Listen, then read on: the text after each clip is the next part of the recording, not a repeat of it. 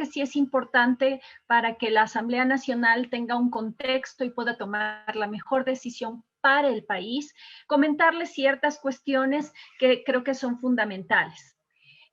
La Constitución de la República nos obliga por el artículo 3 y numeral 5 y el artículo 85, numeral 1, a desarrollar una planificación que nos permita hacer una redistribución equitativa de los recursos y la riqueza, erradicar la pobreza y desarrollar a nivel nacional y sustentable el Estado. La Comisión Interamericana y la Relatoría Especial sobre Derechos Económicos, Sociales, Culturales y Ambientales de la OEA y la Redesca, que es esta secretaría, nos piden como una forma de reacción al COVID, generar mecanismos de protección integral de derechos humanos y generar medidas para mitigar impactos económicos de la pandemia y la simplificación en todos los trámites y en todos los procedimientos. Y el Comité de Derechos Económicos, Sociales y Culturales de las Naciones Unidas nos hacen recomendaciones como el alivio al crédito, los esquemas de reprogramación y flexibilización de pagos y una serie de medidas compensatorias para erradicar la pobreza y mantener las fuentes de trabajo. ¿Por qué hago estas consideraciones preliminares? Porque si bien nosotros hemos escuchado ciertos temas respecto de seguridad jurídica, respecto de función judicial, respecto de transformación digital, creo que tenemos que estar acordes a la necesidad que estamos atravesando y a los lineamientos internacionales que ya nos está poniendo las cortes internacionales, los principales órganos de regulación y de direccionamiento de la actuación en defensa de los derechos humanos y en defensa de las personas y su economía. Y por eso es que creo que desde esta perspectiva se tiene que analizar también cualquier reforma al Código Orgánico de la Función Judicial como un mecanismo para aliviar a las personas en su necesidad económica, al sector productivo, a la economía popular y solidaria, para que no tengamos después efectos negativos en cuanto a la inacción del Estado para solventar la crisis económica que trae consigo el COVID. Por eso es parte de estas reformas, tiene que estar incentivadas en lo que es el fomento a la reactivación económica y productiva del Ecuador, la contención y reactivación de las economías familiares, empresariales, populares y solidarias, y el mantenimiento del empleo y sus condiciones. En este sentido, les quiero contar lo que la Dirección Nacional ha hecho y cómo la tecnología ayuda a contribuir a ese objetivo general. Nosotros antes de la pandemia veníamos trabajando con mucho esfuerzo en hacer digitalizaciones, en hacer automatizaciones, en implementar transformación digital. Y debo decirles con absoluta franqueza que si no ocurría la pandemia, mi proceso de transformación digital hubiera tardado por la dificultad del cambio cultural, de la adaptación de los funcionarios públicos y de la ciudadanía al menos 2 años. Sin embargo, el COVID, así como nos ha traído desgracias, también nos brinda una oportunidad. Y la oportunidad es transformarnos. Y la transformación digital no solo es implementación de tecnología, es transformación cultural. Hay que adaptar a las actividades de los funcionarios, a los conceptos tradicionales del derecho, las necesidades. Y prueba de ello, y aquí está un testimonio real, 23 trámites en líneas digitalizados completamente. Somos ahora una de las instituciones 100% digitales. ¿Y esto qué significa? Significa que hemos podido atender 10.888 trámites en 5 meses. Si nosotros hacemos números, esos 10.808 trámites, significa que si se hubieran podido atender por la función notarial en este mismo periodo, tendríamos ya, a diferencia de lo que dijo el doctor Mejía, que él mencionó que hubo un parón, que hubo una estática, que se suspendieron todas las actividades, nosotros podemos darles el parangón contrario. ¿Qué pasa cuando uno oferta servicios digitales? No hay para, no hay un momento en el que las personas se sientan desatendidas, en que la economía se sienta que ha parado, sino que hay mecanismos alternativos, mecanismos digitales que permiten que haya una circulación de lo que necesita la economía, que es recursos para activarse. Y desde esta perspectiva también tengo que comentarles que no solo es el registro mercantil con estos 10.808 trámites atendidos en 5 meses, sino también los registros de la propiedad, que también han tenido dificultades, que también tienen dificultades en la asignación de recursos, que no han sido muy receptivos al cambio de transformación digital, pero que ya se están integrando a la formación de ventanillas únicas y de realización de formularios en línea. El proceso inicial siempre es doloroso, hasta que las personas aprendamos a perderle miedo a la tecnología, a creer que todo lo que hacemos en tecnología puede incluso ser más seguro que incluso en medios formales. Hay que hacer todo lo que veníamos mencionando como este cambio cultural. Y por eso les queremos contar que de los 221 registros de la propiedad a nivel nacional, 50 están en proceso de integración. Esto les demuestra que cuando hay voluntad, que cuando hay la comprensión, que cuando hay innovación, que cuando hay transformación, se pueden hacer este tipo de reformas y son útiles para el Estado. Hemos cumplido con la disposición que señaló la Ley de Apoyo Humanitario, que es el SANIR, este sistema de actos notariales y registrales. El Consejo de la Judicatura aprobó nuestra plataforma, que es diseñada con recursos de la DINARDAP, sin hacer gastos de contrataciones con nuestros propios funcionarios, y es un sistema que permite a las notarías mandar directamente a los registros la certificación electrónica del último acto del notario. ¿Para qué? Para que el usuario deje de asistir físicamente a los registros y simplemente el traspaso de documentación para el inicio del proceso de inscripción se haga directamente con un clic desde la notaría. Esto significa que podemos atender 3.360 transacciones diarias de implementarse, con 592 notarías y con 235 registros mercantiles y mixtos a nivel nacional y en todos los trámites notariales, incluso en aquellos presenciales, porque lo que se traspasa al ámbito del registro de la propiedad es específicamente los temas de un certificado electrónico del documento de los procesos que se hayan llevado en versión física. Con esto, ¿qué les queremos demostrar? Que para nosotros estas implementaciones son urgentes. No se puede esperar mucho tiempo porque el COVID nos está pasando factura al día de hoy, nos está significando un retraso en el desarrollo económico y social, una reducción del PIB, y desde las distintas instituciones que nosotros formamos parte tenemos que reconocer la urgencia y por lo tanto, aunque la Asamblea Nacional nos dio 60 días para implementar este sistema, nosotros ya lo tuvimos implementado tecnológicamente al día 15. Esto demuestra que la intención y la voluntad parte de las necesidades, y la necesidad actual es una atención urgente e inmediata a la reactivación económica del país. Aquí está, y les voy a dejar la presentación para después, cómo funciona el SANIR, y a continuación nosotros lo que queremos mencionarles es que hay que aprender, hay lecciones aprendidas, y las lecciones aprendidas son que el mayor cambio, la mayor dificultad en todo proceso de transformación digital es la cultura,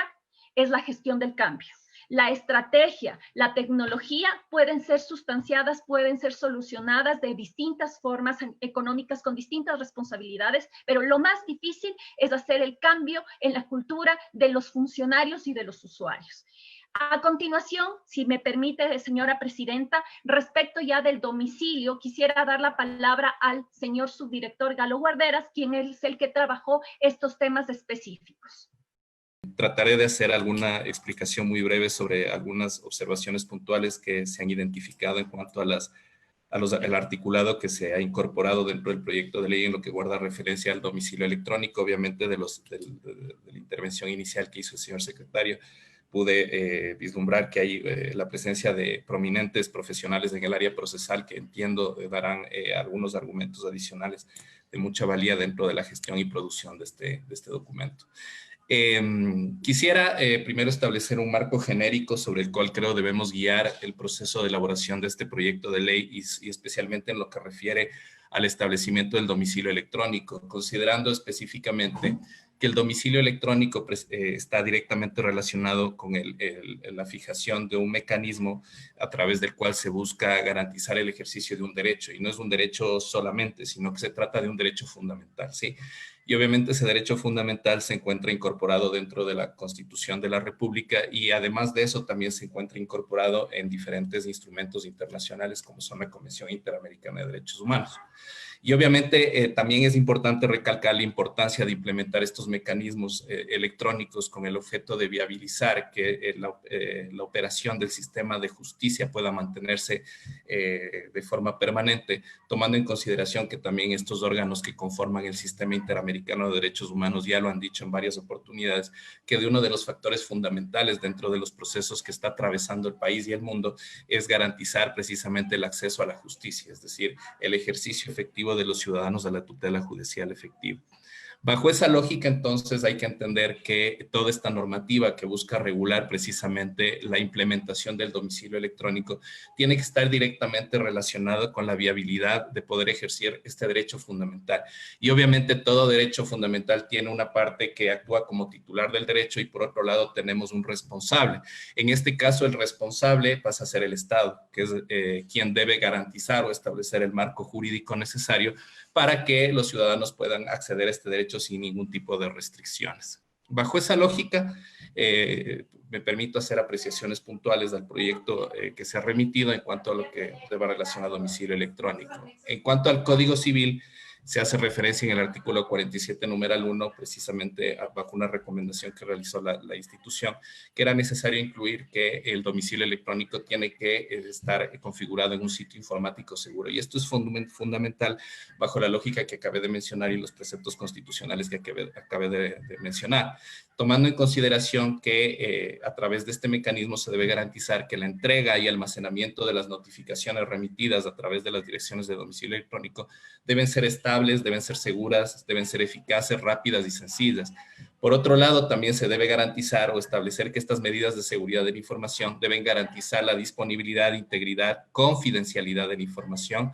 y obviamente de la información que se encuentra contenida dentro de estos mensajes de datos y de la plataforma tecnológica que recepta y envía esos mensajes de datos. Por otro lado, también es indispensable que se debe determinar un mecanismo de autenticidad inequívoca que permita determinar quién es la persona que está remitiendo el mensaje de datos y a su vez que el mismo no ha sido modificado ni adulterado o alterado de ninguna forma. Y esto normalmente se realiza a través precisamente del uso de un instrumento que hoy está reforzándose de forma progresiva, que es el uso de la firma electrónica, y que adicionalmente permite establecer quién lo envía y quién y en qué lugar se almacena esa información. Y finalmente es necesario establecer un mecanismo que refleje de manera unívoca la fecha de la elaboración, transmisión y recepción del documento, puesto que en materia procesal esto también sirve para contabilizar los tiempos que exigen los diferentes procedimientos que se encuentran contemplados tanto en el Código Orgánico de Gestión de Procesos, en el Código Orgánico Integral Penal y también cuando hablamos de procedimiento administrativo, en el Código Orgánico Administrativo y demás normativa que regula procedimientos administrativos. Eso por un lado. Entonces, al hablar de seguridad, es importante que dentro del proyecto se contemplen esta serie de factores que permitan garantizar precisamente la seguridad en función de los indicadores que acabo de mencionar. Por otro lado, dentro del mismo artículo 47, creo importante que establecer cuál será el procedimiento para el registro del domicilio electrónico, tanto de personas naturales como jurídicas, considerando que la estructuración de esa base de datos se deberá observar parámetros de transparencia en el tratamiento de datos personales. Esto significa que las entidades encargadas de alimentar los datos, la base de datos de domicilio electrónico, deberá realizar la carga de la información sobre la base plena del ciudadano sobre la finalidad que se va a dar al uso de esos datos. Y tomando en consideración que además es indispensable que la entidad encargada de recabar esta información o llevar o alimentar esta base de datos debe ya a nivel administrativo contar con un soporte que le permita justificar que el correo electrónico o la dirección electrónica que haya planteado la persona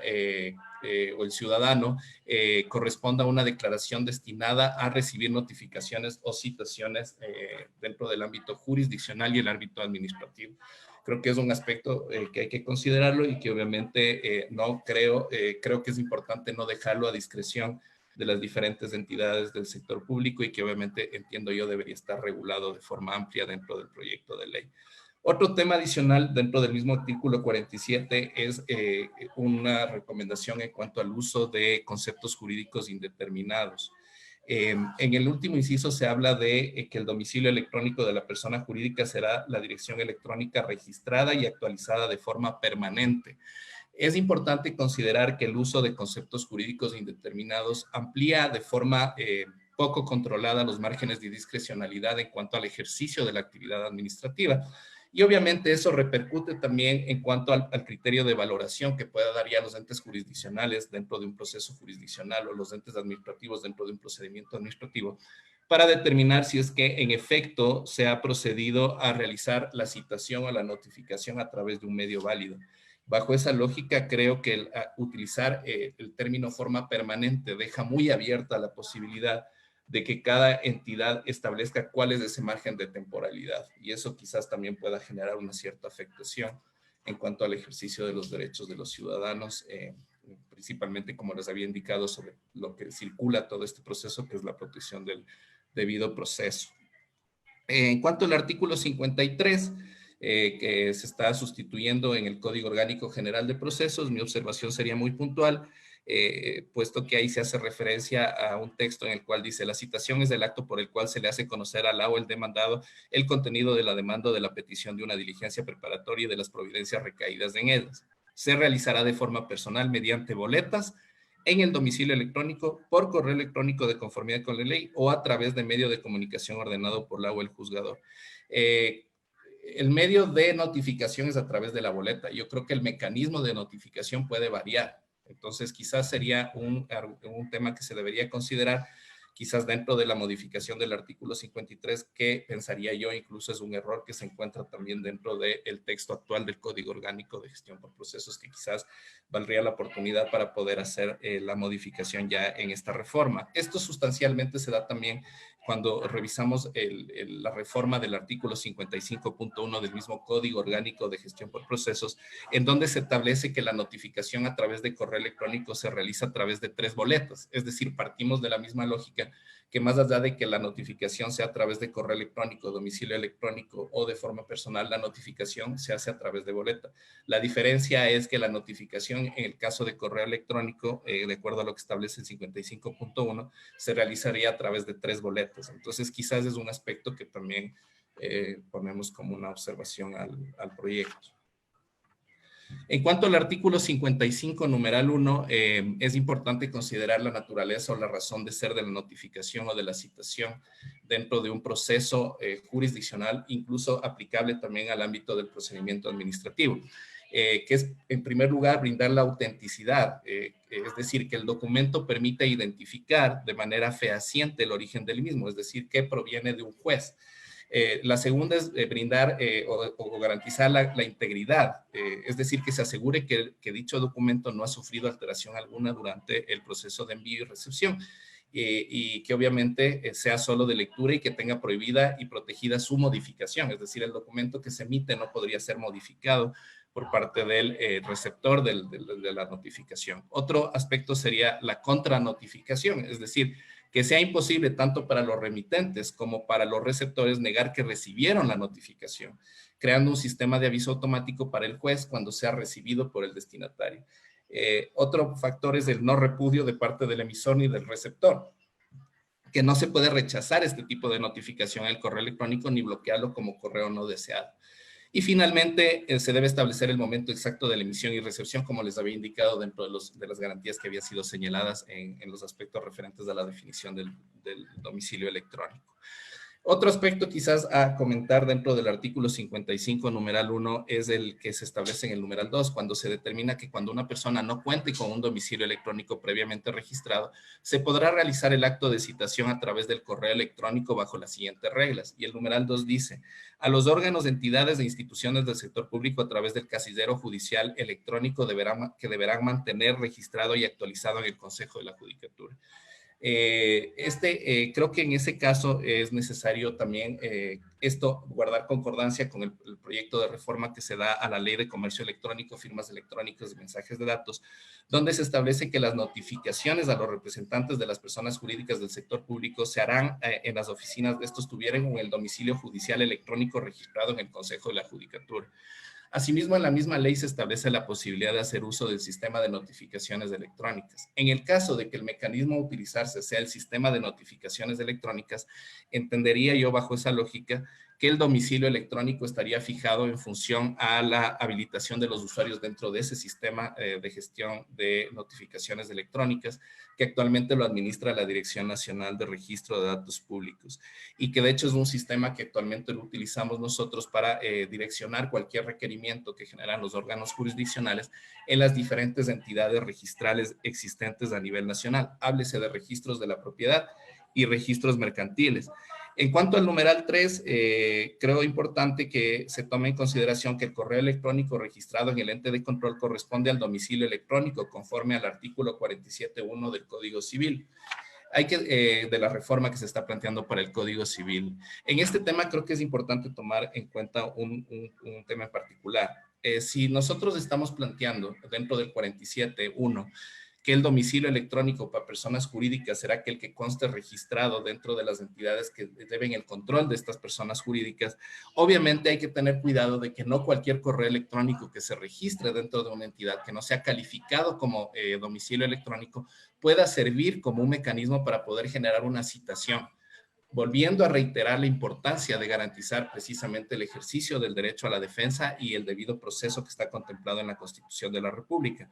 El hacer la citación de una demanda, por ejemplo, o el inicio de un procedimiento de cualquier naturaleza a través de una cuenta de correo electrónico que ha sido declarada por una persona jurídica dentro de un proceso llevado a cabo, por ejemplo, en cualquiera de las superintendencias que se encuentran delimitadas en el 51, numeral 3, podría derivar en una nulidad procesal tomando en consideración que la declaración que yo realizo como ciudadano, como persona jurídica, el momento en que ingreso el trámite, declaro esa cuenta de correo electrónica no con la finalidad de que a través de la misma pueda recibir citaciones o notificaciones de materia jurisdiccional. Eso sería en cuanto a al Código Orgánico de Gestión de Procesos. En cuanto a la Ley de Comercio Electrónico, firmas electrónicas, cuando se habla de las notificaciones electrónicas,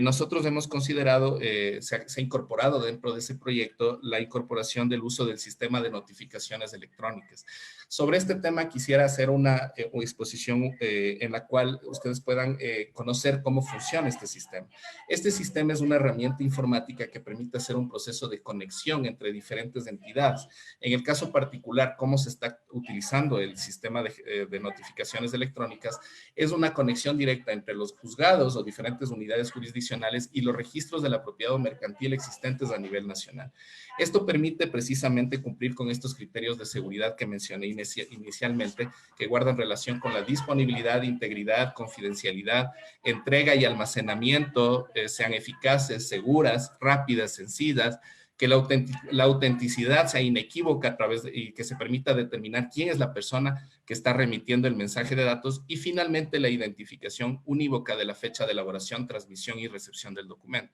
Es decir, este sistema que actualmente se encuentra desarrollado dentro de la Dirección Nacional de Registro de Datos Públicos permite brindar estos parámetros de seguridad a través de los cuales se puede generar este mecanismo de comunicación entre las entidades jurisdiccionales y las entidades que conforman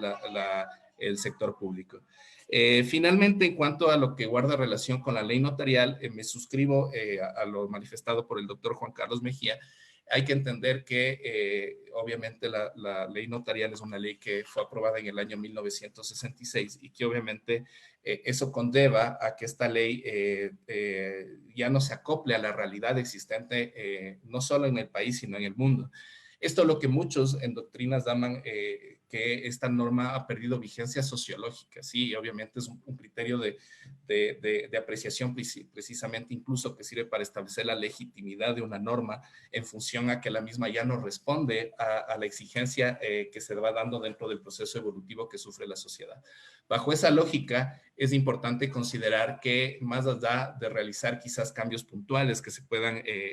implementar dentro de la ley notarial, creo importante generar ya un proceso de reforma o de modificación integral al texto de la ley notarial, considerando que la ley respondía a una realidad distinta a la que estamos viviendo ahora. Y obviamente, como les había indicado inicialmente, eso ha generado que esta norma ya ha perdido vigencia sociológica.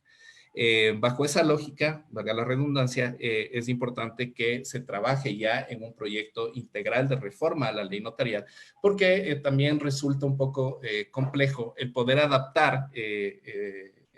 un motor de un Mercedes en un pichirilo, básicamente. La lógica es que la ley notarial es una ley que ya ha cumplido un proceso evolutivo, que obviamente es necesario entrar en un proceso de reforma integral, y más de eso, pues obviamente se pueden ir realizando procesos de modificación puntuales dentro de la ley, pero es indefectible el que se deba realizar una reforma integral o una modificación integral o la emisión de una nueva ley notarial para el beneficio de los ciudadanos. He tratado de ser lo más rápido en relación a la exposición de las observaciones puntuales que como Dirección Nacional de Registro de Datos Públicos podemos aportar dentro del proceso de construcción de la ley o del proyecto de ley reformatoria al Código Orgánico de la Función Judicial. Le agradezco mucho, señora presidenta. Gracias por la oportunidad nuevamente a todos los miembros de la Asamblea por permitirnos participar en estas reuniones e insistir en la necesidad de que todo este esfuerzo que estamos haciendo tiene como objetivo que podamos disminuir los riesgos, disminuir los efectos nocivos del COVID en nuestra realidad social, sanitaria y ahora desde el punto de vista económico. Creo que todos podemos coincidir y tenemos la urgencia de atender a nuestros ciudadanos que necesitan reactivación económica, y esa reactivación económica parte del flujo en el que las notarías son sustanciales, en el que el movimiento económico que puede hacer un Estado para entregar créditos, ya sean hipotecarios, ya sean prendarios, va desde la notaría. Nosotros hemos hecho un esfuerzo como Dirección Nacional de Registro de Datos Públicos inmenso en poder estar al tono y al pie en lo que significa trámites en línea para registros mercantiles, en trámites en registros de la propiedad, y necesitamos que la forma de concebir el notariado electrónico en el Ecuador se adapte a las iniciativas del mundo, se adapte a las iniciativas de países como Chile, que están revisando ahora mismo, igual que en este propio panel, cómo tenemos que entender las comparecencias digitales, cómo tenemos que entender la escritura notarial electrónica en estos tiempos, no solo aprovechando que lo malo de la pandemia nos ha permitido hacer algo que tal vez nos hubiera costado en una manera ordinaria muchísimos años, pero que hay que aprovechar esta realidad para lograr un proceso de transformación digital, porque el Ecuador necesita urgentemente salir de la crisis económica. Muchísimas gracias, muy amable por su atención. DINARDAP. Trabajamos por sus datos.